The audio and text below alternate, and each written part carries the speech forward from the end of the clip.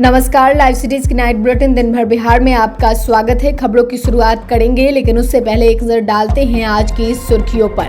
PMCH बना दुनिया का दूसरा सबसे ज्यादा बेड वाला अस्पताल, राष्ट्रपति ने किया शुभारंभ। जेपी नड्डा से मिले सीएम नीतीश, चुनाव पर चर्चा। नीतीश कैबिनेट में बड़ा फैसला, 146 एजेंडों पर लगी मुहर। निशांत कुमार ने भाजपा के सामने रख दी बड़ी मांग।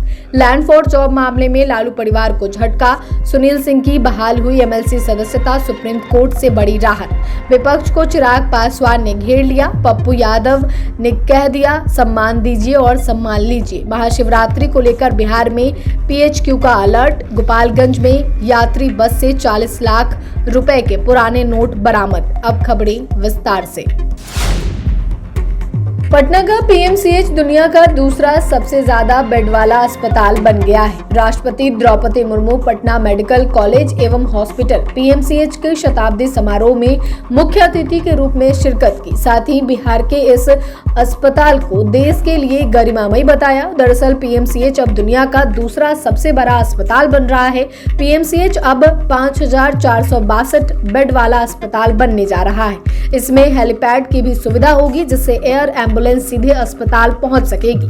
पीएमसीएच दुनिया का दूसरा सबसे बड़ा अस्पताल होने जा रहा है। 5540 करोड़ रुपए की लागत से बन रहे इस विश्व स्तरीय अस्पताल में मरीजों के लिए 5462 बेड की सुविधा होगी।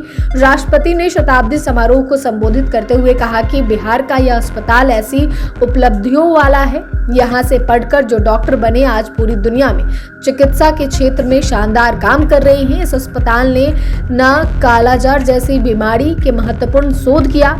इस अस्पताल के नाम भारत ही नहीं पूरी दुनिया को शानदार डॉक्टर देने का इतिहास है। उन्होंने पीएमसीएच के अब दुनिया के दूसरे सबसे ज्यादा बेड वाले अस्पताल बनने पर इसे महत्वपूर्ण बताया। मुख्यमंत्री नीतीश कुमार ने पीएमसीएच के शताब्दी समारोह को संबोधित करते हुए लालू राबड़ी का शासनकाल याद करते हुए कहा कि तब राज्य के अस्पतालों में उपचार की उचित व्यवस्था नहीं थी। उन्होंने कहा कि 2005 में हमारे सरकार में आने के पहले तक राज्य के प्राथमिक चिकित्सा केंद्रों में महीनों में औसतन 39 लोग उपचार कराने के लिए आते थे। अब महीने में 11,000 लोग आते हैं। उन्होंने कहा कि बिहार में अस्पतालों के विकास में कई काम हुआ है। उन्होंने कहा कि जब हम लोग पहली बार सरकार में आए तो यह उस समय क्या स्थिति थी। शाम के बाद कोई घर से बाहर नहीं निकलता था, ये बुरा हाल था। वहीं बीजेपी के राष्ट्रीय अध्यक्ष जगत प्रकाश नड्डा बिहार दौरे पर आए। जेपी नड्डा ने पटना में सीएम से मुलाकात की। दोनों नेताओं के बीच आगामी विधानसभा चुनाव को लेकर बातें हुई। इस दौरान जेडीयू और बीजेपी के तमाम बड़े नेता भी मौजूद रहे। मुख्यमंत्री नीतीश कुमार ने पुष्प गुच्छा देकर जगत प्रकाश नड्डा का अभिवादन किया।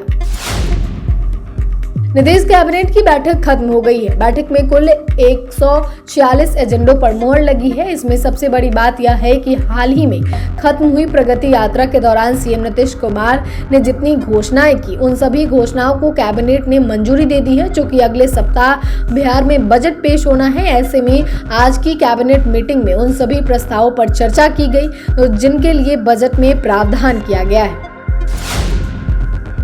निशांत कुमार ने बिहार की राजनीति पर बात की। इस दौरान उन्होंने न सिर्फ पिता को फिर से मुख्यमंत्री बनाने की बात कही, साथ ही भाजपा के सामने एक बड़ी मांग भी रख दी है। आज अपनी मां मंजू सिन्हा के जन्मदिन के मौके पर पिता के साथ उनकी प्रतिमा पर फूल चढ़ाने पहुंचे निशांत कुमार ने कहा कि बिहार में एनडीए की सरकार बनेगी।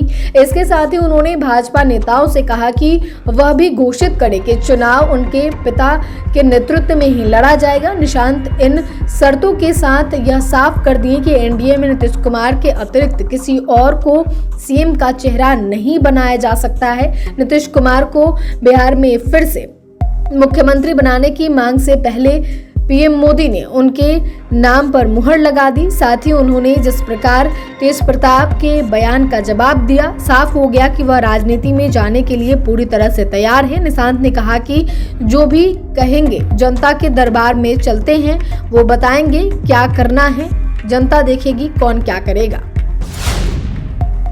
आरजेडी सुप्रीमो लालू प्रसाद यादव के लिए जमीन के बदले नौकरी मामले में दिल्ली के राउज एवेन्यू कोर्ट से बड़ा झटका लगा है। लालू प्रसाद के ऊपर चल रहे जमीन के बदले नौकरी मामले में 11 मार्च को दिल्ली के राउज एवेन्यू कोर्ट में सुनवाई होगी। राउज एवेन्यू कोर्ट ने इस मामले के सभी अभियुक्तों को कोर्ट में पेश होने का आदेश दिया है। दरअसल जमीन के बदले नौकरी मामले में सीबीआई ने फाइल चार्जशीट कोर्ट में दाखिल किया। सीबीआई की चार्जशीट के बाद दिल्ली की राउज एवेन्यू कोर्ट लालू प्रसाद सहित सभी आरोपियों को समन भेजा है। लैंड फॉर जॉब मामले में लालू परिवार के 5 सदस्य आरोपी हैं, जिनमें खुद राजद सुप्रीमो लालू प्रसाद यादव हैं, उनकी पत्नी राबड़ी देवी, छोटे बेटे तेजस्वी और 2 बेटियां मिसा भारती और हेमा यादव शामिल हैं।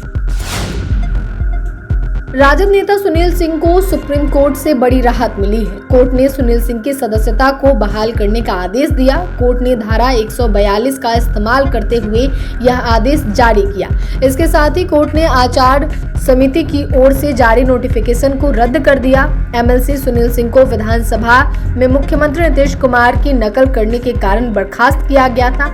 उन्होंने अपने निष्कासन के खिलाफ सुप्रीम कोर्ट में याचिका दायर की थी। इस मामले में शीर्ष अदालत में सुनवाई पूरी कर ली गई और फैसला सुनील सिंह के पक्ष में दिया।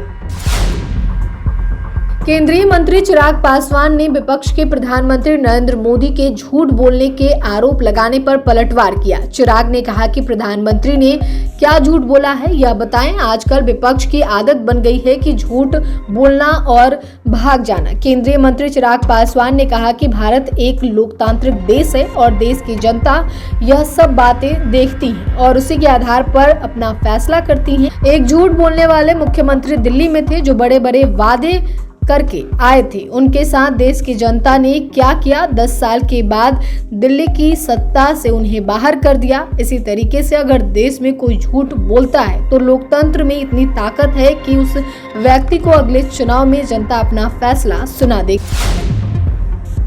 पूर्णिया सांसद पप्पू यादव ने पटना में जवाब दिया। इस दौरान उनसे पूछा कि ऐसा कहा जा रहा है कि बिहार में कांग्रेस जब भी चलेगी तो लालू यादव के पीछे ही चलेगी। इस पर जवाब देते हुए पप्पू यादव ने कहा कि ये किसने कहा? कांग्रेस ऊंट है और बैठ भी जाए तो गधा से ऊंचा है। वहीं कांग्रेस के अकेले चुनाव लड़ने वाले सवाल पर कहा कि यह मुझे नहीं पता, गठबंधन है और कांग्रेस अपनी तरफ से गठबंधन नहीं तोड़ती है। कांग्रेस को कम आंकना, मैं फिर से कहता हूं कि सम्मान दीजिए और सम्मान लीजिए। लालू यादव का सम्मान है तो कांग्रेस का भी ऊंचा सम्मान है। कांग्रेस का अपमान करके कोई भी पार्टी बीजेपी नहीं हरा सकती है। लालू यादव मेरे बुजुर्ग और मेरे सम्मानित नेता हैं। उनकी अपनी पार्टी है। कांग्रेस के लीडर राहुल गांधी और प्रियंका गांधी है।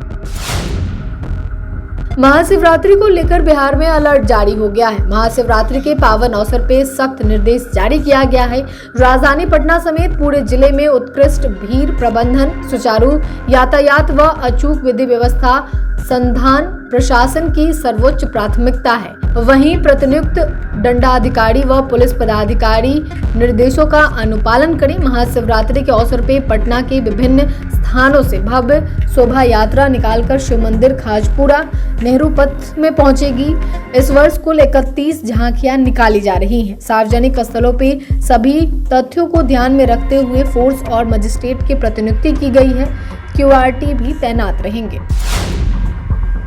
गोपालगंज में बड़ी कार्रवाई करते हुए पुलिस ने एक यात्री बस से 10 लाख रुपए के पुराने नोट बरामद किए हैं। यह बरामदगी यूपी बिहार सीमा के बल्थी चेक पोस्ट पर वाहन चेकिंग के दौरान हुई। पुलिस ने बस में सवार 3 लोगों को हिरासत में लिया है और उनसे पूछताछ की।